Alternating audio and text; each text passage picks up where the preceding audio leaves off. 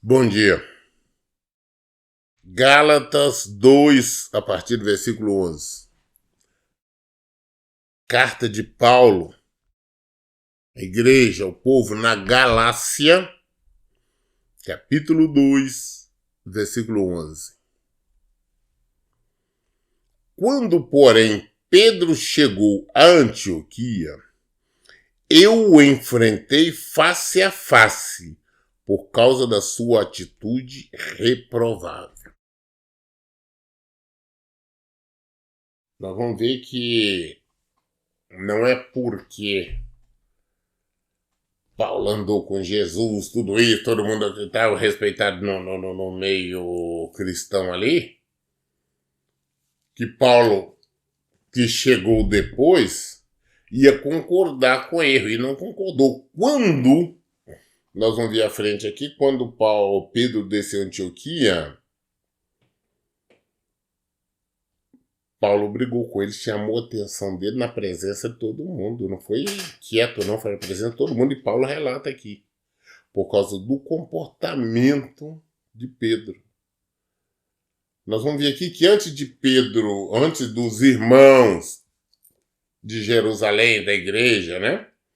Em Jerusalém, que era a maioria judeus, antes delas descerem para Antioquia, Pedro que esteve lá, ele estava se alimentando, estava junto, comendo, bebendo tudo, com os gentios, ou seja, que não pessoas que não eram judeus, mas tinham se convertido a Jesus, ao Evangelho de Jesus Cristo. Não era judeu, mas estava convertido a Jesus Cristo. Já os judeus, já convertidos a Jesus, que desceram a Antioquia, quando chegaram, Pedro, que antes lidava, envolvia, se alimentava até junto com esses cristãos que não eram judeus, quando os irmãos chegaram, Pedro entendeu de não fazer mais isso. Para que os irmãos, a igreja em Jerusalém, não visse ele se alimentando com os gentios, com os estrangeiros, com os que não eram circuncidados. Por que isso? Porque antes, segundo a lei, né, os judeus não podiam se alimentar, até mesmo entrar na casa do gentio, né, dos estrangeiros. E nós vamos ver à frente, eu falando. Ok, o versículo 12. Porque antes de chegarem alguns da parte de Tiago, da igreja em Jerusalém, e quando refere a Tiago, Tiago é aquele meio-irmão de Jesus, né, filho de Maria e José, e ele tornou-se a liderança como líder na igreja em Jerusalém, como líder da igreja dos judeus. Porque antes de chegar alguns da parte de Tiago, ele fazia suas refeições na companhia dos gentios. Todavia, quando eles chegaram, Pedro foi se afastando até se apartar dos incircuncisos, apenas por temor aos que defendiam a circuncisão.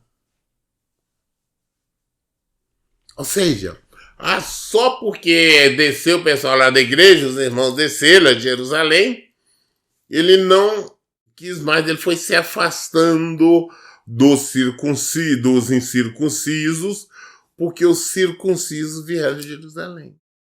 E podia criticar, então ele foi se afastando dos estrangeiros. Paulo não concordou, porque está errado. Homem de duas caras, hipócrita. Versículo 13. E os outros judeus, de igual modo, se uniram a ele nessa atitude hipócrita, de modo que até mesmo Barnabé se deixou influenciar.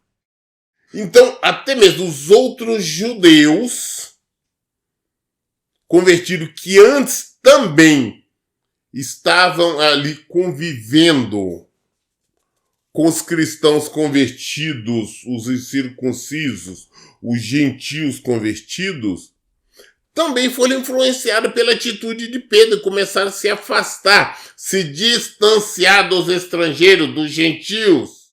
dos incircuncisos, aqueles que não eram circuncidados. E a influência foi tão grande que até mesmo o próprio Barnabé se influenciou e começou a se afastar. Olha o que uma atitude errada faz. Ou seja, causando separação. E esses que tem os gentios, estrangeiros convertidos agora, está vendo que estão sendo desprezados. O que aconteceu então? Versículo 14. Contudo, assim que percebi que não estavam se portando de acordo com a verdade do Evangelho, repreendi a Pedro diante de todos. Se tu, sendo judeu, vive como os gentios e não conforme a tradição judaica, por que obriga os gentios a viverem como judeus? Falou, peraí. Isso na frente de todo mundo, chama a atenção de todo mundo. Falei, vem cá, você que é judeu, tá? Você não está vivendo de acordo com a tradição judaica. Você não está praticando ali toda a lei de Moisés. Se estivesse, não poderia se identificar como cristão? Olha bem, se você, que é judeu, na ciência não se comporta segundo as leis de Moisés, a lei judaica, como que você quer agora obrigar os gentios a praticar esta lei, essa circuncisão, que não é uma lei deles, que eles não têm o hábito de fazer? Então, às vezes nós exigimos muito. Ah, pastor, fulano é católico. Aí ele tá vindo para a igreja, mas ele ainda tem imagem. Deixa ele, vem cá, ele aqui nós vamos explicar, vamos mostrar para ele o certo e o errado. Ele querendo continuar no erro, é uma coisa. Nós temos que ensinar. Mas nós não podemos, eu não posso exigir, agora você se converteu, você não pode usar mais saia, mais calça, só pode usar saia. Você não pode usar barba, tem que raspar. Uma série de exigências, doutrinas de homens. Que não é verdade do Evangelho. Essa não é verdade do Evangelho. Eu não posso exigir, você não pode usar joias nenhuma. Você não pode usar maquiagem nenhuma.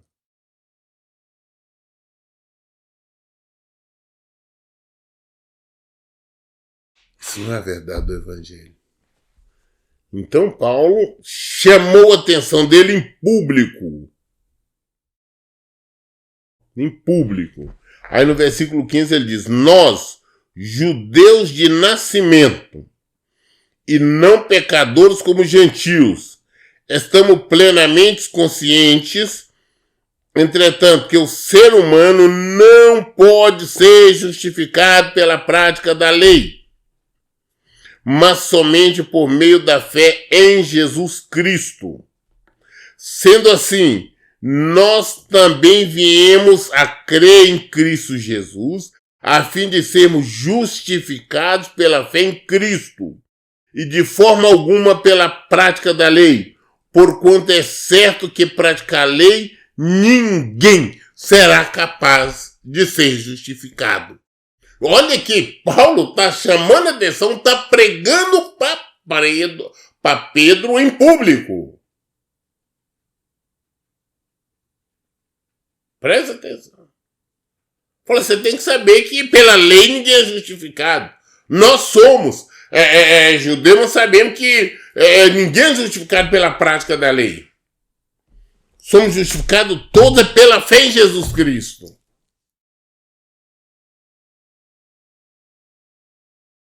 E agora você quer obrigar eles a praticarem a lei?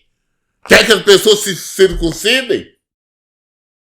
Agora quando o pessoal desce, se você estava no meio dos circuncisos, você tem que sair retirando, levando os outros, só porque são circuncisos, não são circuncidados?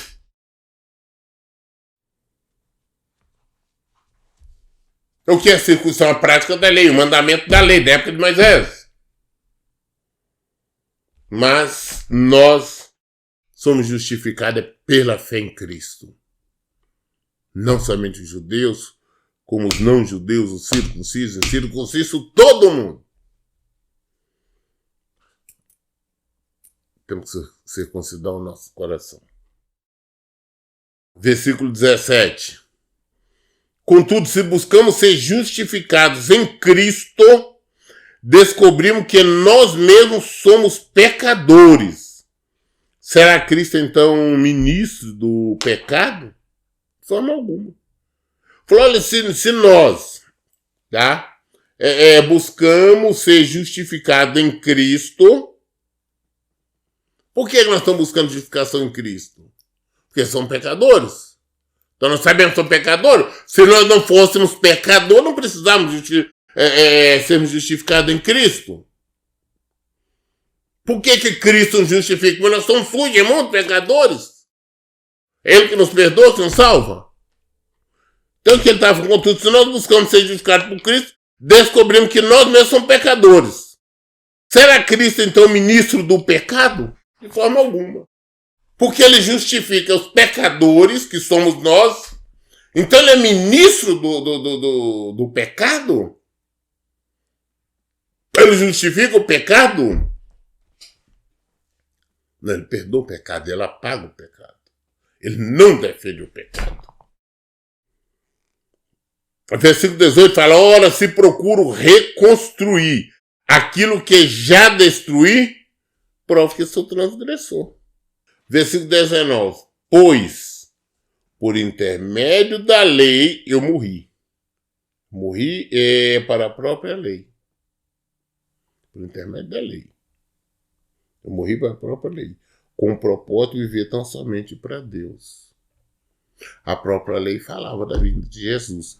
Então, por intermédio da lei que citava Jesus, nós morremos, entregamos a nossa vida, abandonamos o mundo, morremos para Cristo para viver tão somente para Deus. Então, a lei que era para dar vida trouxe a morte. Eu tenho falado já bastante isso. A lei desde o início que tinha, que o seu objetivo era trazer vida, trouxe morte. Porque era aquela lei do olho por olho, dente por dente, você fez isso, tinha que ser morto. Então nós aprendemos com isso que nós não podemos ser transgressor em hipótese alguma de qualquer parte, por menor que seja do Evangelho de Jesus Cristo. Tem que seguir, praticar toda ela até o final. Versículo 20. Fui crucificado juntamente com Cristo. E deste modo, já não sou eu quem vive, mas Cristo vive em mim. E essa nova vida que agora vivo no corpo, vivo-a exclusivamente pela fé no Filho de Deus, que me amou e se sacrificou por mim. Então o Paulo está dizendo, olha, através da lei, que era para dar vida, que ele morreu, porque a lei falava sobre a vinda de Jesus, né? Mas por ela, nós morremos, porque nós renascemos em Cristo, somos nova criatura em Cristo. E agora ele está no versículo 20 e fala, ele foi crucificado com Cristo. O que é crucificar nossa vontade, nosso desejo, nossa paixão? Crucificamos tudo em Cristo. Agora vivemos uma nova vida em Cristo, não vivemos a vontade e os prazeres do mundo. Desse modo, já não sou eu que vivo, não sou eu que vivo mais não. Mas quem vive? Cristo vive em mim. Por que Cristo vive em mim? Porque eu vivo a vontade de Cristo. Eu não vivo, não é a minha vontade. A minha vontade é sair e fazer um monte de coisa errada. Mas eu não faço, porque eu vivo em Cristo. É a vontade de Cristo. É Cristo que vive em mim. É a vontade dele que predomina. E essa nova vida que agora vivo no corpo, vivo exclusivamente pela fé no Filho de Deus que me amou e sacrificou por mim. É por ele que nós vivemos. É por Jesus. Versículo 21. Não torne inútil a graça de Deus, Porquanto se a justiça de Deus pudesse ser estabelecida pela lei, então Cristo teria morrido em vão. Se a justiça de Deus fosse pela lei, tem que circuncidar, tem que fazer isso, tem que fazer aquilo, então Cristo morreu à toa, morreu em vão. E nós sabemos que nós vivemos em Cristo. Cristo tem que viver em nós. Sepultar um velho homem, uma velha mulher. Assim como Paulo disse, fui crucificado, vamos ser crucificados com Cristo. Juntamente com Cristo, e desse modo já não sou eu quem vive, mas Cristo vive em mim. Será que vive? Não é falar porque Cristo vive em mim. Vive realmente? A sua vida é Cristo de que dirige? Ou é você que está fazendo as suas vontades? Muito bem, nós concluímos o capítulo 2 do livro de Gálatas. Amanhã nós daremos início ao capítulo 3, versículo 1, capítulo 3 de Gálatas. Ok? Todas as dúvidas esclarecemos na Bíblia. Por isso, em todo o tempo, eu digo, leiam e pratiquem a Bíblia. Que Deus abençoe. Então, bom dia.